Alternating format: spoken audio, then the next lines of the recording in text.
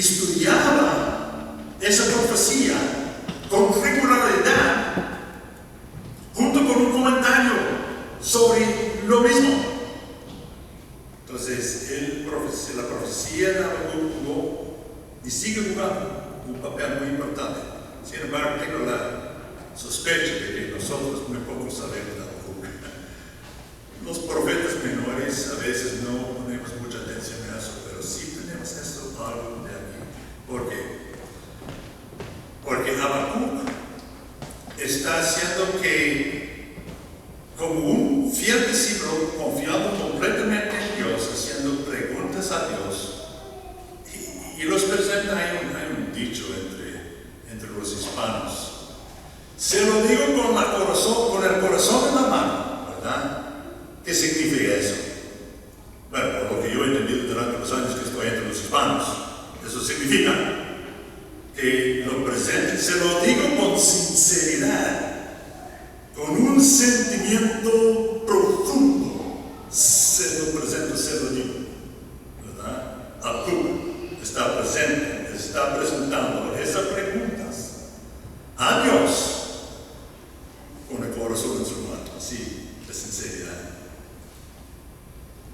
Pregunta: ¿está bien que nosotros hacemos preguntas tales a nuestro Dios? ¿O debemos como cristianos no hacer esas preguntas porque eso sería quizás para ofender a nuestro Dios? No. Tenemos ejemplo tras ejemplo, tras ejemplo, tras ejemplo en el Antiguo y Nuevo Testamento de discípulos de Jesucristo, seguidores de Jehová, que han presentado tales preguntas como estas. Y al hacer las preguntas, han recibido una respuesta de Dios que le han fortalecido la fe. Podemos hablar de la profecía de Habacuc, el tema. Formalmente podemos decir que Dios usa el mal como un instrumento para llevar la fe a los cristianos. O popularmente quizás mejor, Dios usa el mal para que nosotros podamos crecer en nuestra fe. Cuando pensamos en eso, nosotros, cada uno que estamos aquí presente, me imagino que pueden hacer otras preguntas de dificultades que han pasado y los que están escuchando en vivo también. Podemos pensar en preguntas en América Latina sobre por qué hay tanto problema de violencia, por qué hay tanto problema de drogas, de los grupos valientes, Salvatrucha, Mar 18 y otros que han surgido, seguro que yo ni los conozco, ¿verdad? En diferentes partes, son internacionales. ¿Por qué? ¿Por qué pasa? ¿Por qué hay tanta pobreza en diferentes partes, en nuestras comunidades donde nosotros hemos vivido? ¿Por qué hay tanta injusticia social, injusticia política en nuestras comunidades? Quizás las preguntas se ponen un poquito más personal cuando pensamos a una joven o un joven que muere en un accidente de 18 años, 17 años, y decimos, pero tenía una vida completa por delante, ¿y por qué Dios permitió que tal cosa haya pasado? Y yo tengo 68 años, yo me puedo preguntar, ¿por qué no a mí? Porque yo ya voy terminando las últimas décadas de mi vida, ¿verdad? Y porque hasta jovencito, ese bebé muere. Y esas son las preguntas.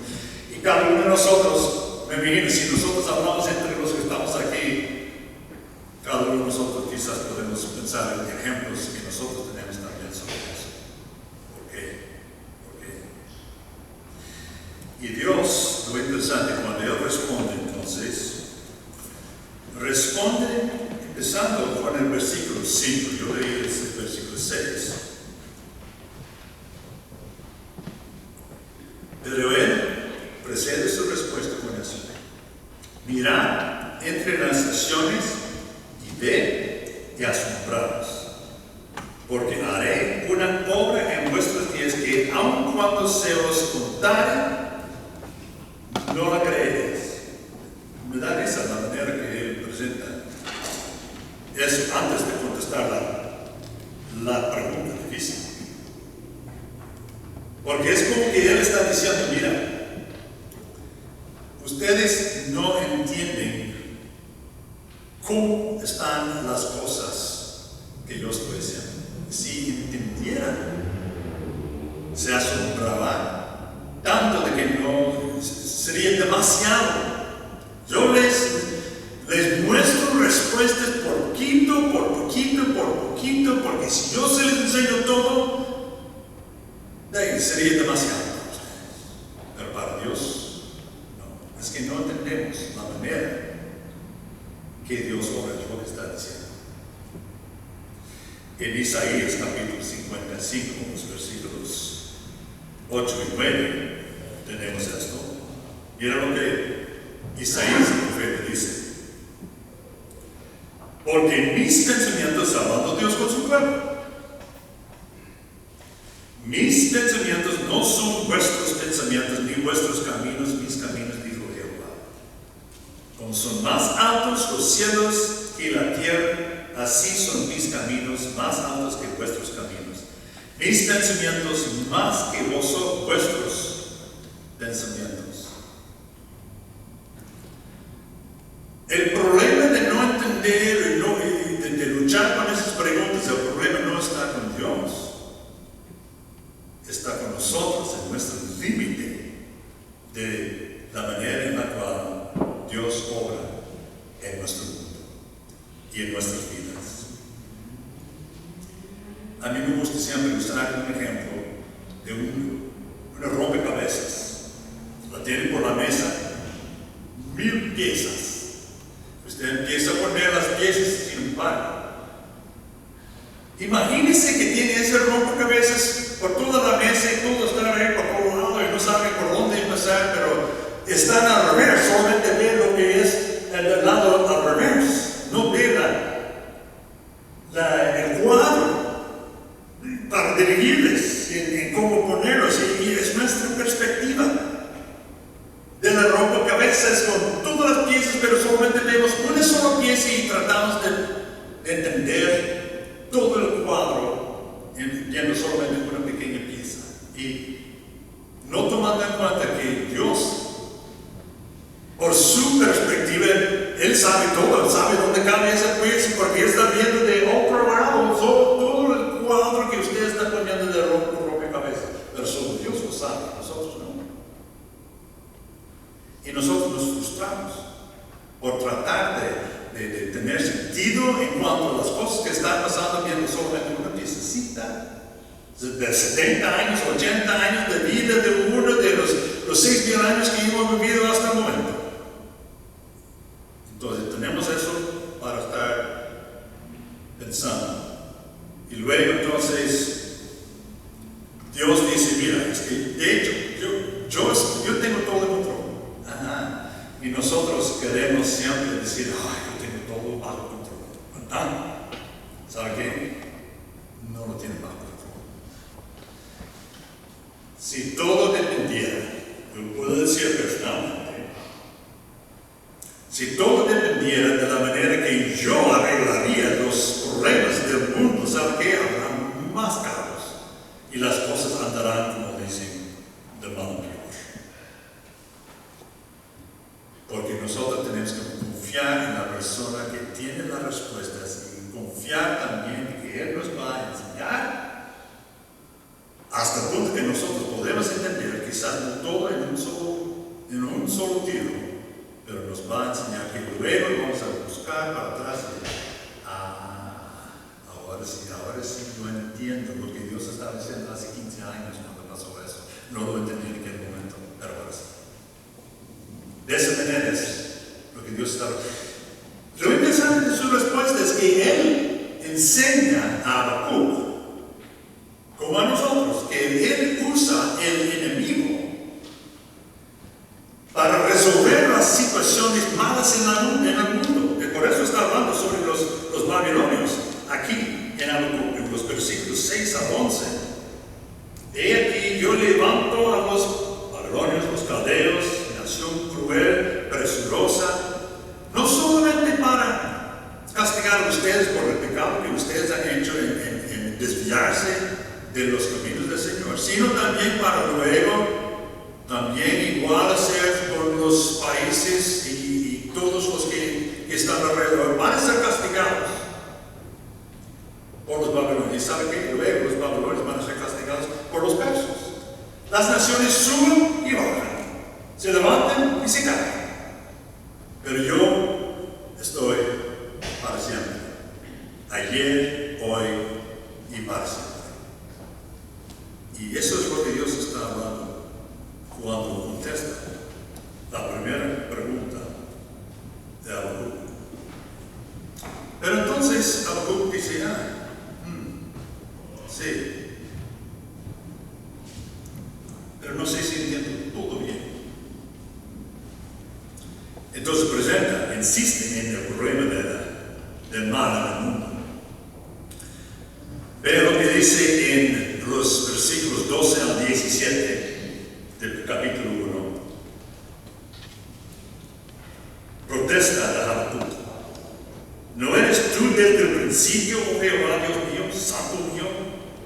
No moriremos, oh Jehová, para juicio lo pusiste, y tú, oh roca, lo fundaste para castigar. Entonces dice, yo entiendo lo que me dices. Ahora, pero tú eres muy limpio de ojos para ver el mal, no puedes ver el agravio. ¿Por qué ves a los menospreciadores y calles cuando destruye el impío al más justo que él y haces que sean los hombres como los peces del mar, como reptiles, y no tienen quienes los gobiernen? ¿En serio, Dios? ¿Tenemos que sufrir tanto, realmente? Y cuando Habacuc responde con esta pregunta, es como nosotros también seguimos persiguiendo para resolver las dudas de la vida, no tomando en cuenta que tenemos que resolver eso por medio de tener nuestra fe en Dios. Y precisamente eso es lo que Dios responde cuando en el capítulo 2 Él conteste a esa segunda pregunta de Habacuc. Primero que todo, Él siempre precede su respuesta con una enseñanza. Y aquí otra vez. Eso está más bien, es Habacuc en el versículo 1 aquí ahora, que está presentando su postura de las quejas.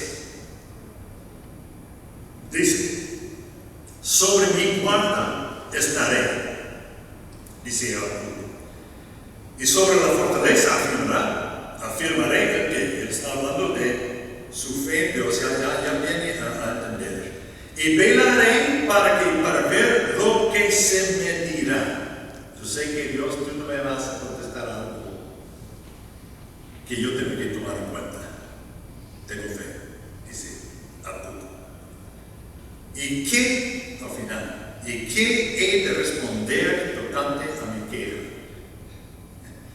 Otras traducciones de eso dicen, ¿y qué responderé cuando tú me corriges? ¿Qué responderé cuando tú? Yo sé que yo tengo una actitud no muy sana. Yo sé que yo estoy incorrecto en la manera que estoy pensando. Y estoy esperando que tú me corrijas. Esa es la postura que tiene Habacuc. Está haciendo esas preguntas difíciles, pero en medio de fe en Dios.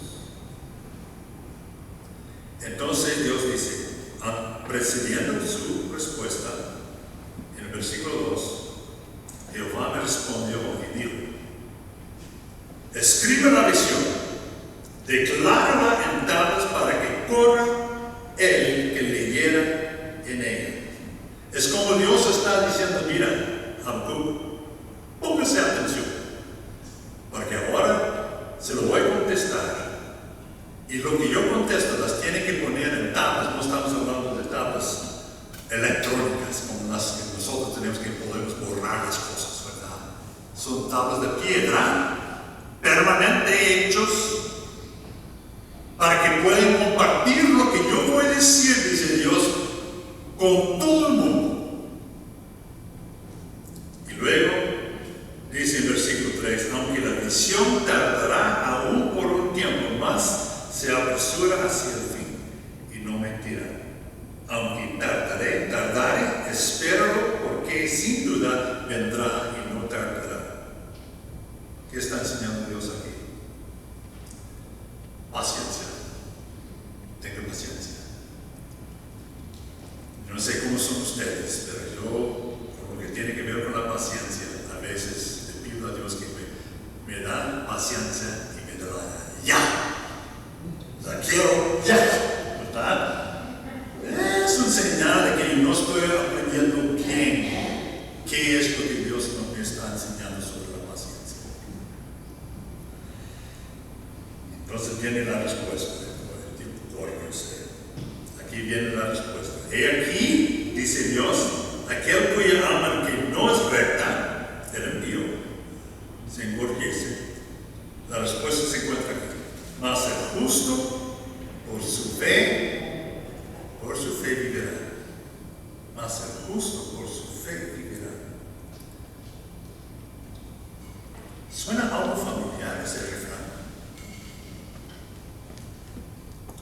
¿Se acuerda que cuando empezó la Reforma con Martín Lutero, ya hace más de 500 años, que Lutero leyó estas palabras y se dio cuenta que no era por las obras, sino por la fe que el hombre vivirá? ¡Wow!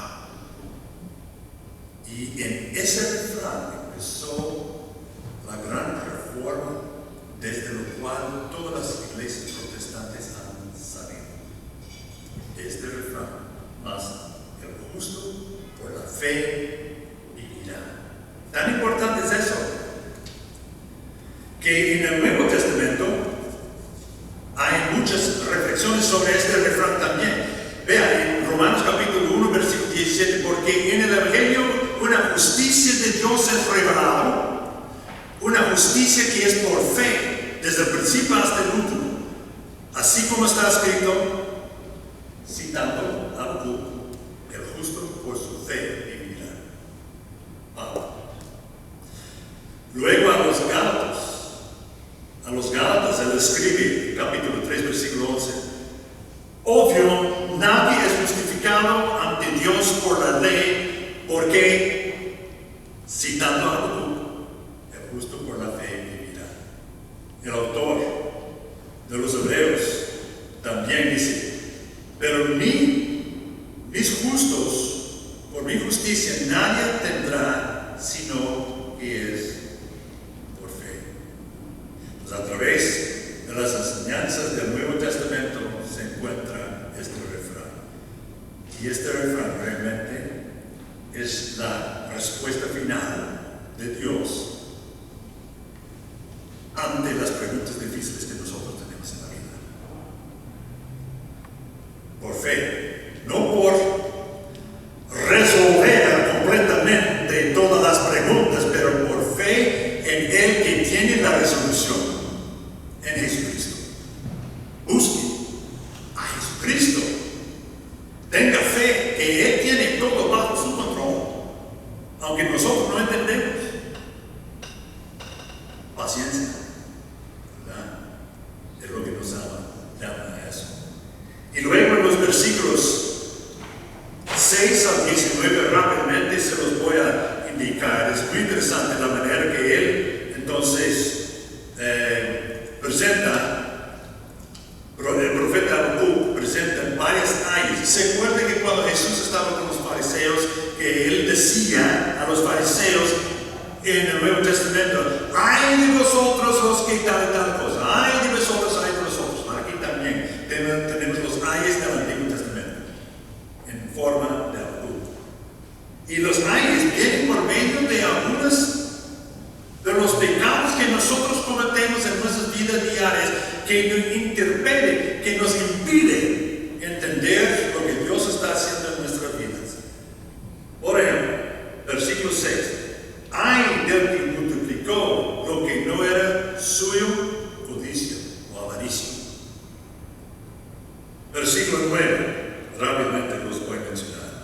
Ay de aquel que codicia justicia, ganancia para su casa, para poner en alto su nido, para escaparse del poder del mal. Y está hablando sobre el orgullo, pensando solamente en uno mismo. El tercer ay está en el versículo 12. Ay del que edifique la ciudad con sangre y del que funde una ciudad con inquietud, la injusticia.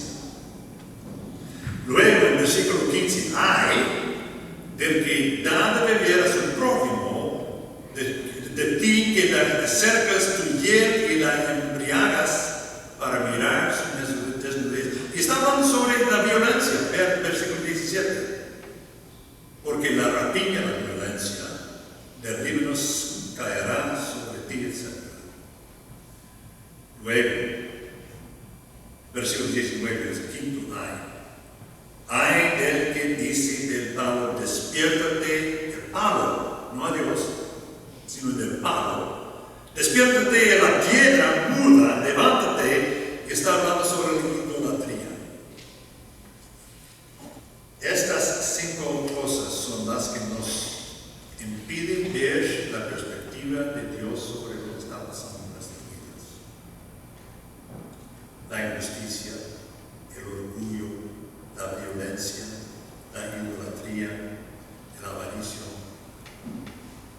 Y nosotros tenemos que cuidar para que nosotros no caemos en esos pecados y no ver la perspectiva de Dios sobre los problemas de la vida. En fin, y voy a solamente comentarlo, les animo que lean por sí mismo más adelante hoy el capítulo 3. Porque el capítulo 3 es un salmo. Vean, si tienen sus Biblias abiertas, tienen varias porciones. Sela en versículo 3, Sela en versículo 9, Sela en versículo 13, formando parte de los salmos. Habacuc está lleno de una profunda fe, porque se ha convertido su duda a la fe en nuestro Dios. Y lo presenta en un poema, un cántico, una oración, un salmo que glorifica a Dios y sus hechos, lo que Dios ha hecho para ellos. Léalo más adelante, para tener una idea de cómo nosotros podemos responder a entender que es realmente por fe, porque es justo por la fe vivirá, que nosotros podemos entender estas cosas. Veo al final, concluyendo, versículos 16 a 19, cómo responde Habacuc a todo eso. Oí y se conmovieron mis entrañas. Estaba conmovido. Sobre la a la voz temblaron mis labios, pudrición entró en mis huesos y dentro de mí me estremecí. Si bien estaré quieto en el día de la angustia, cuando suba al pueblo, el de que lo invadirá con sus tropas y lo escuche. Y con eso terminamos. Aunque la higuera no florezca, ni en las vides hay frutos, aunque falte el producto del único, y los labrados no den mantenimiento, y las ovejas sean quitadas de la majada, y no haya vacas en los corrales, cuando lo que está en el árbol se cae para siempre y todo se parece todo confuso y no entiendo lo que está pasando. El llamado que nosotros tenemos es eso en el versículo 18. Con todo yo me alegraré en Jehová y me gozaré en el Dios de mi salvación. ¿Por qué?